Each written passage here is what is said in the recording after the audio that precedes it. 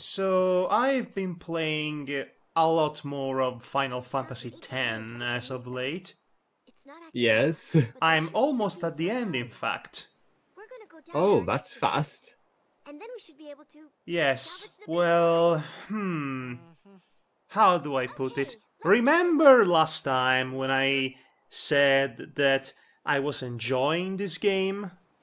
Yeah. And my feelings for it were, generally speaking, overwhelmingly positive. Yes. You know the punchline to this joke already, I assume. Yes. Headshot Cam. Now, sound.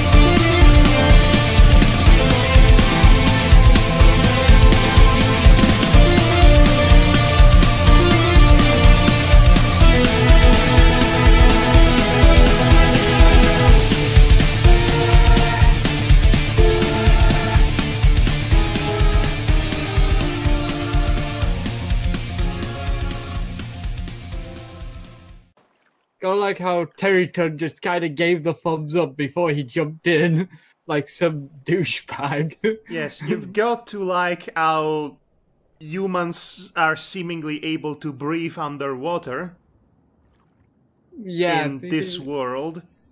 Well, you know. I know.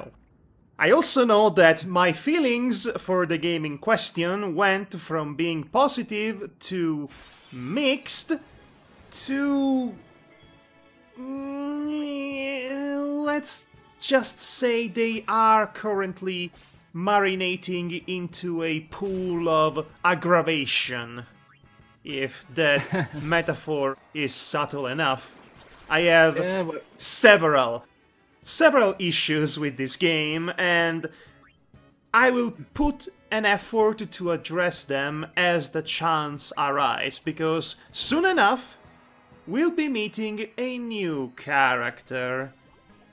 And I wonder who this character is going to be. You might remember that last time I also said that I did not mind him so much. Yeah. That changed. That changed real fast, because most of the issues, most of the problems that this game has, this narrative, this entire presentation world, and even the characterization aspect, most of the problems surrounding all of those elements can be traced back to this one character and its continued existence. I also have other problems that are not related directly with this character, but the vast majority are. Surprisingly.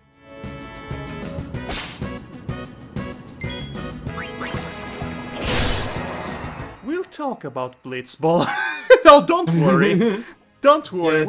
we will talk plenty about Blitzball. Oh boy, I sure did play that Blitzball game. Oh boy, Yep, you certainly did. I certainly did. I never want to do it again as long as I leave.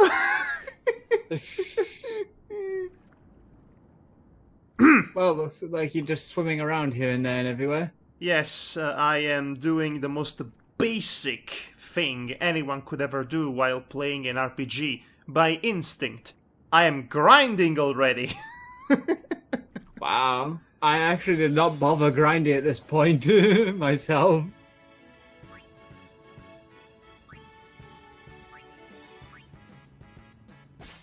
But yes, Yeah, this was mostly to get a proper feel for the basic instances of combat.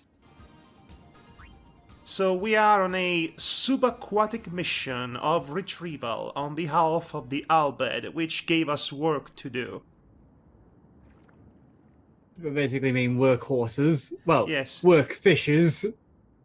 Horse fishes. Work I know. horse fishes. Work mer ponies. There. Work merman.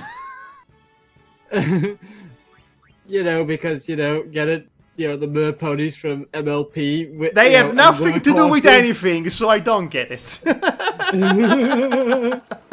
Well, I was saying the workhorse thing and mer pony. You know what? I'm making an official decision. I am dropping the joke. It's been dropped. It is drowning as we speak. Move on. Are we moving on? But I have a hard time moving on from jokes. You made me lose my train of thought, Devar. Damn you! Damn your insufferable sidekickery. So yes, I am stealing a lot. Of grenades. Yes. From fishes, apparently. So to my disdain, Riku isn't particularly useful in combat, unless of course there are machinas in the fight. In that case, she can just take them down with one action by stealing from them. Well, she is a thief, so... Yes, well, There's she's not good really- at that. The vast majority of the items I have now in my inventory is there because I constantly use her to steal things from woodland creatures. And also wonder if- anything else.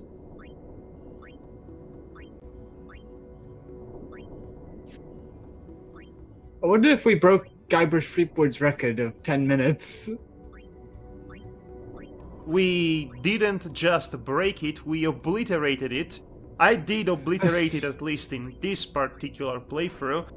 And of course, what better time than being underwater without underwater equipment to check out on my sphere grid? That makes total sense.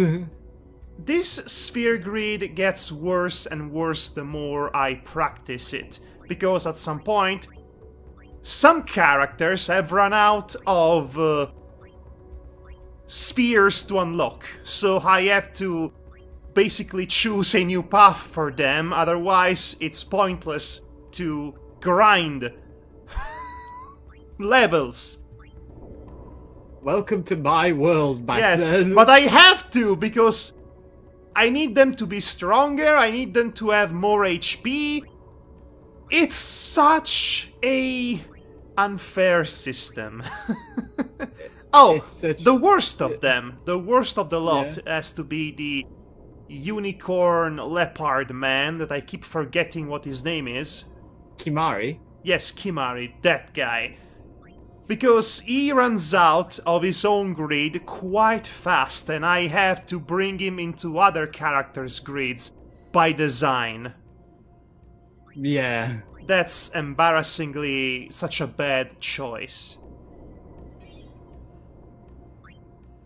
You wouldn't have had this problem, Square, if you just kind of just, you know, had the usual level up and then you get, hey, here's some abilities and extra HP and stat increases. Here you go. You don't need to spend points in a sphere grid that you're just going to do the same thing in. I'm going to ask you a question, and I would have you to answer it honestly. Yes. Does the sequel drop this system? The sequel drops the system, I think. Yes, they go to a job system, I believe. Okay, that I can handle. I have to remember the nuances about that one. For some reason, it draws a Nuances. blank. It draws a blank for me, that particular game. That might not be a good sign, but Anyway, I'm actually looking forward to get to that one, just because of the tonal whiplash that no doubt I am going to encounter. Yeah. Oh, yes! Titus punching the keys randomly Look, on the well, telescreen. that's because the telescreen has got a blue screen of death on it. And that somehow opens the door. Brilliant. Yeah.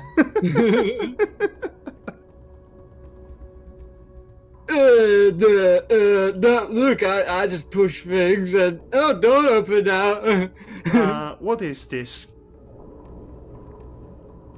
It's called Terryton swimming around in a circular room. No, I mean, what is this in general?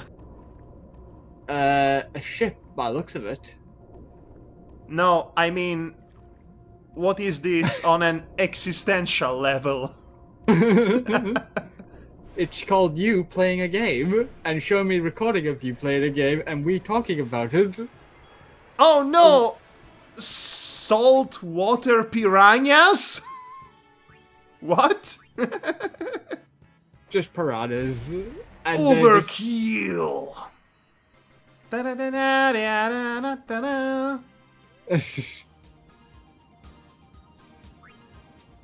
By the time 13 comes around, it's gone, that Final Fantasy fanfare. Yes, I don't understand. Of all the idiotic decisions they could make, why getting rid of the iconic fanfare? That seems like such a unfounded decision. I know, right? Considering everybody, it's very ingrained in the Final Fantasy tradition. But then again, that game did away with anything having to do with Final Fantasy, except the name. Okay, so speaking of Final Fantasy 13, I'm going to say something to you that might be misconstrued or not approved. What would that be? I do not particularly care about the soundtrack in this game, now that I had the chance to fully immerse myself into this never-ending circle jerking. There is not a single tune, not a single piece of music that stays with me. There is nothing iconic about this soundtrack. It's perfectly serviceable, but none of the tracks so far felt memorable. Even Final Fantasy XIII, even the dreaded and dreadful Final Fantasy XIII, had that instantly recognizable, pretty good combat music that is stuck in my mind as we speak. And also it had Ariana Grande's song. For better and for worse, you don't forget so easily. But Final Fantasy X, for some inexplicable reason, might be some of the worst work by Nobuo Uematsu. I can actually fill in the gaps on that one at least. Oh look, he's doing an out-of-attack range sort of strategy. I do like when boss battles have to consider the environment. Which is to say, I expected more boss battles to have that sort of environmental importance to them. But there is only one other such boss battle of this caliber, and not anymore, so this was a shallow gimmick? Thanks for that. So, what are you saying? Sorry about that. Anyway, Nobuo Uematsu actually took a sort of backseat to the music on this one. He basically had two other people help him out on this music. So he actually only did a small portion of the tracks in this one. Which might be the reason why not many of them stick to you, because they might have been mostly worked on by the other two of his colleagues. I'm about to say cohorts for some reason. Cohorts! For some reason I felt like you were going to say it.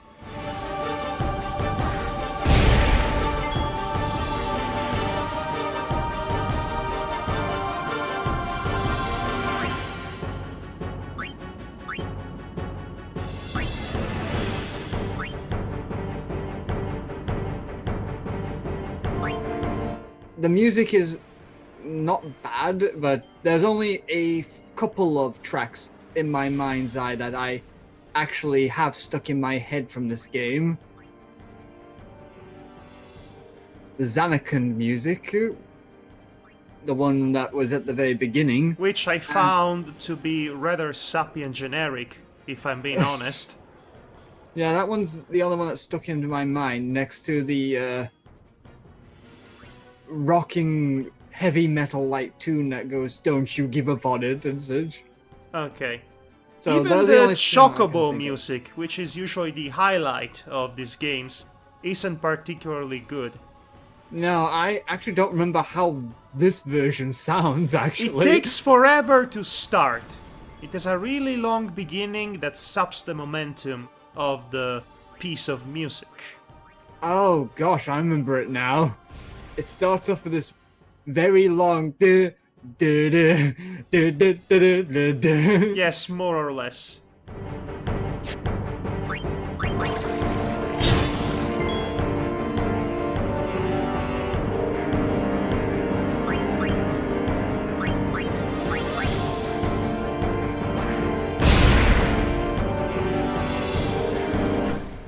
It's rather disconcerting. Anyway, we defeated the giant Squid boss thing.